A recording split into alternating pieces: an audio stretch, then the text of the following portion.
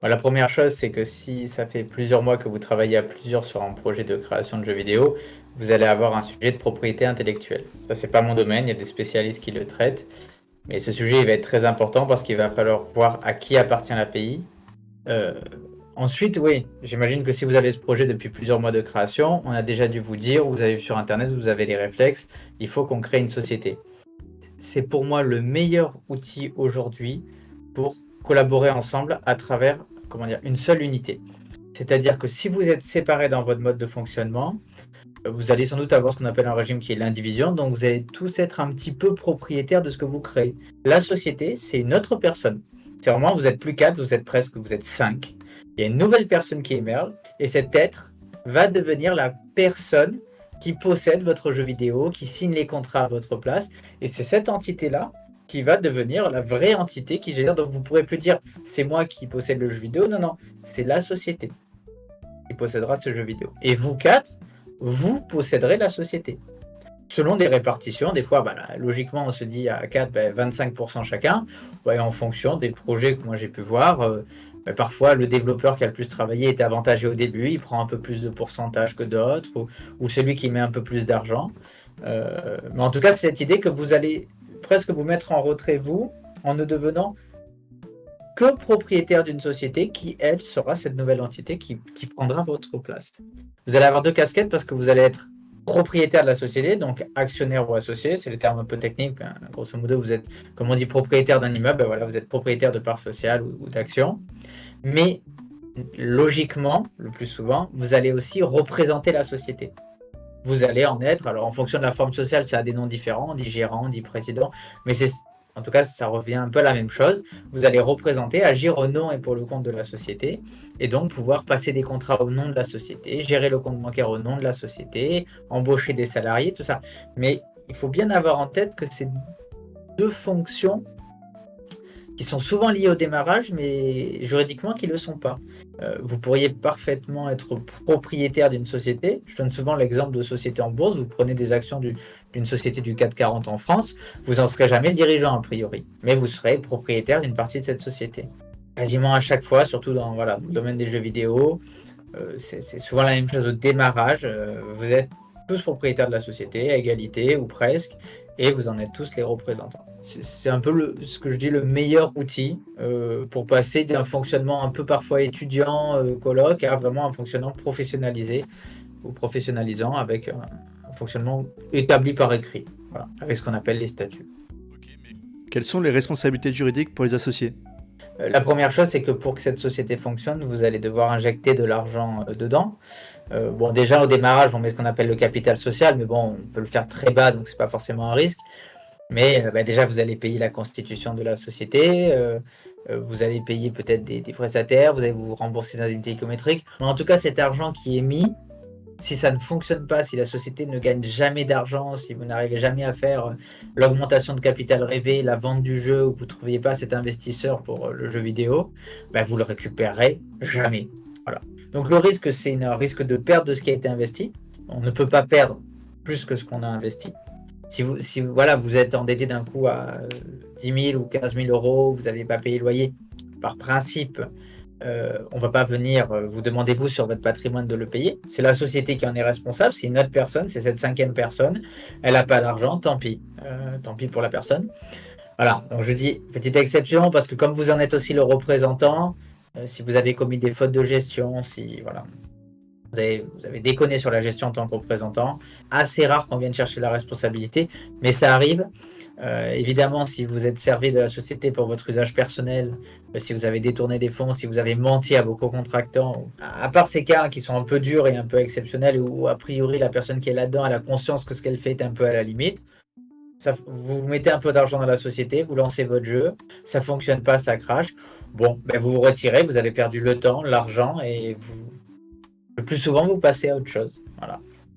Explique-nous, c'est quoi le pacte d'associés? Elles sont bien amenées, les questions. Euh, alors, on va faire ce qui. Quand il n'y a pas le pacte d'associés, euh, vous allez avoir un contrat qui va être signé entre vous qui s'appelle. Ce contrat, ce sont les statuts de la société. En fonction de la forme sociale, en fonction du type de société que vous choisissez, vous êtes plus ou moins libre dans la rédaction.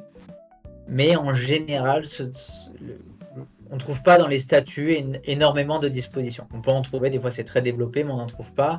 Le plus souvent dans les statuts, on va prévoir que si vous essayez de vendre votre participation à quelqu'un d'autre, les autres doivent être d'accord. Bon, voilà, c'est un peu. Il y a une protection sur la sortie du capital qui existe le plus souvent.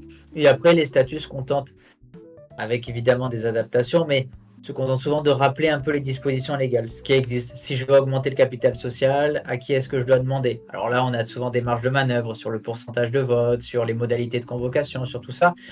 Mais ça reste un contrat atypique. Si jamais vous vous disputez demain, que vous êtes dans la société, que vous n'entendez plus et que vous n'avez que les statuts, en général, vous avez peu de marge de manœuvre. Et c'est là où on rentre dans des contentieux qui peuvent être assez longs, parce que la loi a quand même offre quand même parfois des possibilités de fermer les sociétés s'il y a une mésentente trop importante ou autre, mais il faut le prouver, c'est assez long. C'est quoi? Bon. Le pacte d'associés, c'est un autre contrat. C'est un contrat qui est souvent signé en même temps que les statuts ou dans les mois qui suivent la création de la société, et qui va venir prévoir tout un tas d'hypothèses sur l'avenir, en se disant, et c'est là où ça dépend du rédacteur, ça dépend de vous quatre aussi, ça dépend de la situation, ça dépend de plein de choses, en se disant, ok, aujourd'hui on est d'accord, aujourd'hui on est en capacité de se parler. Si demain on se retrouve dans une situation où on n'est pas d'accord, on n'arrive plus à se parler, eh bien dans telle situation, comment est-ce qu'on la résout? Dans telle situation, comment est-ce qu'on la résout? Et on va faire la liste, et on va faire la liste. Et il y a des situations on ne pourra pas prévoir parce qu'on ne saura pas comment on va réagir et on laissera le destin se faire et on espère qu'on sera en bonne intelligence à ce moment-là. Il y a des situations où dès le départ, on va se dire, ben voilà, s'il se passe ça, on fera ça, quoi qu'il arrive. Sauf si on change d'avis à ce moment-là. Exemple, parce que ça peut sembler un peu abstrait, mais exemple, vous êtes 4. Si demain, quelqu'un vient nous proposer de nous acheter toute la société pour 1 million d'euros. Est-ce qu'on dit oui ou non? Eh bien, on va décider dès maintenant que si 3 personnes sur 4 sont d'accord, la dernière personne qui n'est pas d'accord, on l'oblige. Voilà. Si on est 3 sur 4, on est d'accord. On ne sait pas qui sera la personne qui n'est pas d'accord. On ne sait pas pourquoi elle ne sera pas d'accord. On ne connaîtra pas ses raisons. Peu importe. Si on est 3, on s'oblige à vendre. Voilà. Ça, c'est défini dès le départ. Peut-être que le jour où il y a 1 million qui est proposé, les 4 sont d'accord et il n'y a pas de sujet. Hein. C'est possible. C'est possible qu'il n'y ait jamais de problème. Mais si la 4e personne elle dit, mais attendez, moi j'ai suffisamment d'argent, je ne veux pas vendre cette boîte, tout va bien de mon côté, on continue et que se dit, attends, nous on a besoin, on a des achats personnels à faire, moi je veux me reposer un peu, j'ai d'autres projets, vous pourrez la contraindre. Si vous ne l'avez pas prévu dans le pacte, vous ne pourrez pas. Je vais te donner quelques autres exemples. Ça peut être le jour où il y a de l'argent qui est généré, parce que souvent il n'y a pas d'argent qui est généré au début. Qu'est-ce qu'on en fait? Est-ce qu'on s'oblige à les réinvestir? Est-ce qu'on s'oblige à se les verser en rémunération? Est-ce qu'on s'oblige à les mettre en trésorerie? Est-ce qu'on fait un peu de chaque? Est-ce qu'on ne sait pas et on verra? Est-ce que les personnes, peut-être parfois aussi les plus précaires financièrement, disent écoutez, moi, dès qu'il y a 1 euro qui rentre, il faut au moins qu'il y ait une petite partie qui me soit versée. Il faut que vous vous engagez. Si ce n'est pas le cas et que la personne est minoritaire et qu'elle est toute seule à vouloir se distribuer des dividendes, ben, le jour où l'argent rentre, ben, les autres diront non et ce sera non. Donc on peut aussi dire dès le départ, moi je suis prêt à mettre un peu d'argent, par contre vous vous assurez que les premiers euros, ils viendront me rembourser. Donc ça peut être sur le devenir de l'argent, dividendes, rémunération, ça peut être sur des choix de sortir de la société, ça peut être aussi de dire à un moment sur une des personnes, ben voilà, demain, nous, si jamais nous on estime que tu travailles pas assez, que tu t'investis pas, que tu n'es pas présent aux approbations, qu'on ne te voit pas au quotidien, que tu ne donnes pas au moins 10 heures de temps par semaine, on est en droit de te faire sortir et de te racheter. S'il n'y a rien qui est prévu dans les statuts, on ne pourra pas le faire. On ne pourra pas obliger la personne à sortir. Si par contre il est prévu dans le pacte d'associer ce pouvoir, en général c'est sous forme de promesse de vente, ben vous pourrez forcer une personne à sortir. Quels sont les risques si on se lance sans pacte d'associés? Le risque, ça va être à la personne de l'identifier. Si elle se dit simplement, on s'entend bien aujourd'hui, on n'a pas besoin du pacte, je pense que intellectuellement, ça va pas assez loin. Parce qu'a priori, quand on lance une société ensemble, on s'entend bien. Quelqu'un qui viendrait me voir qui dit, on lance une boîte et, comme tu viens de me dire, on se dispute toute la journée, il faut qu'on fasse un pacte. Non, enfin, ne lancez pas la boîte. Je pense qu'il faut même pas y aller. Donc simplement se dire, on s'entend bien, donc il n'y aura pas de problème. Bon voilà, c'est un peu le mariage et le divorce. Pourquoi vous avez dit il fallait pas vous marier si vous comptiez divorcer? Bon, le raisonnement est un peu trop basique. La question qu'il faut se poser, c'est est-ce qu'on est sûr que sur tous les sujets les plus importants de la vie d'une société, si on venait à gagner de l'argent, parce que si on ne gagne pas d'argent, il n'y a pas de sujet, hein.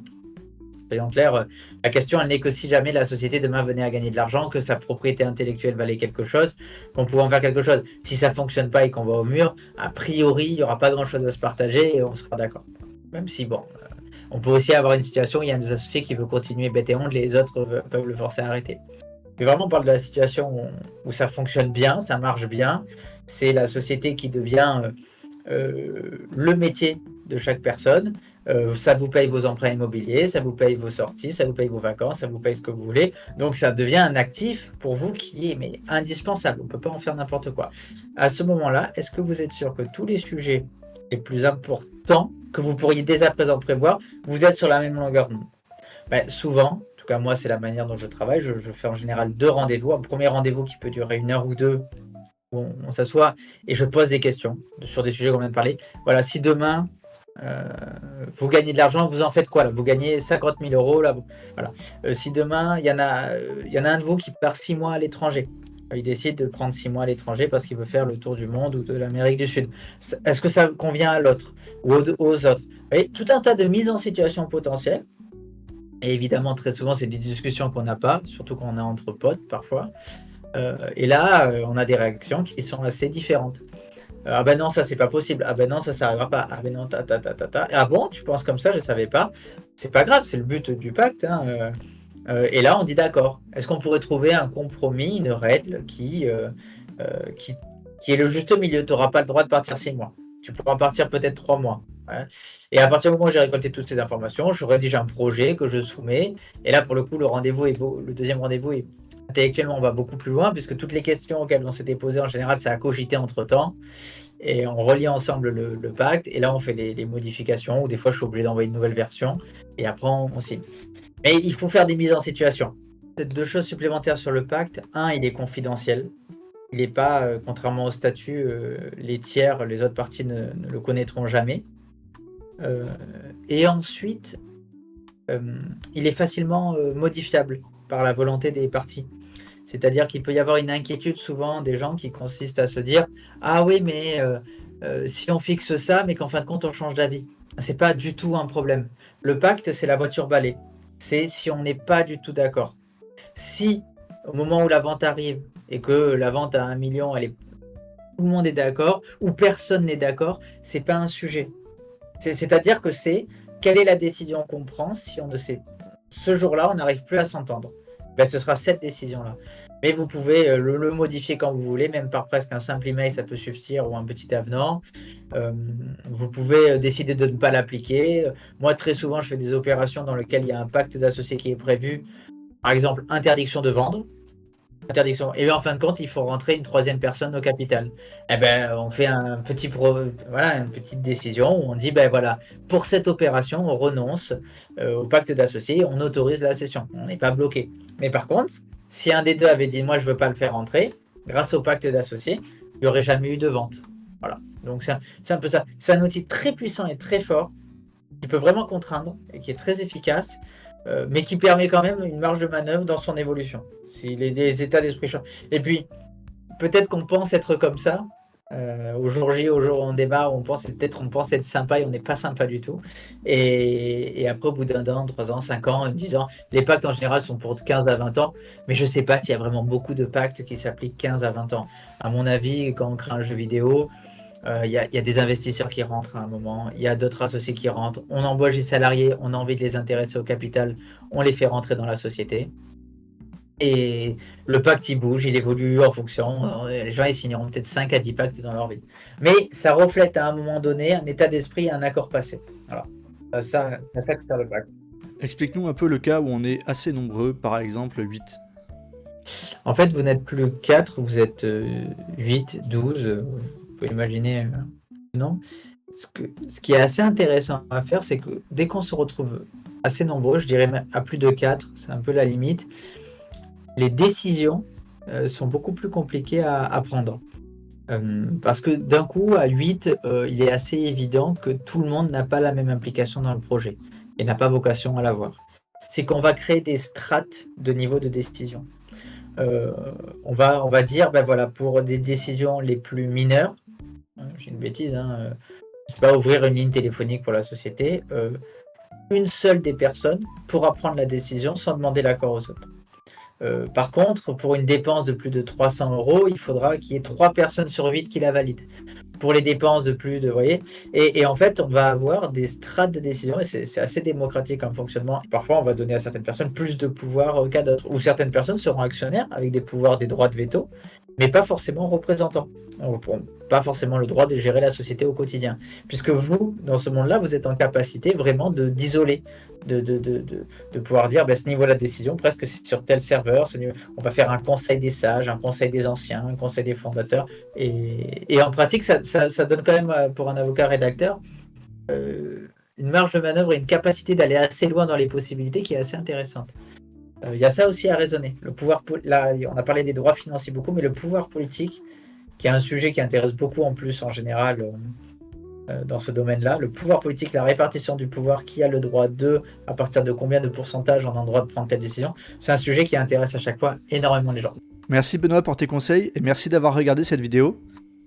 N'hésitez pas à liker et à vous abonner à la chaîne pour soutenir mon contenu. Ciao!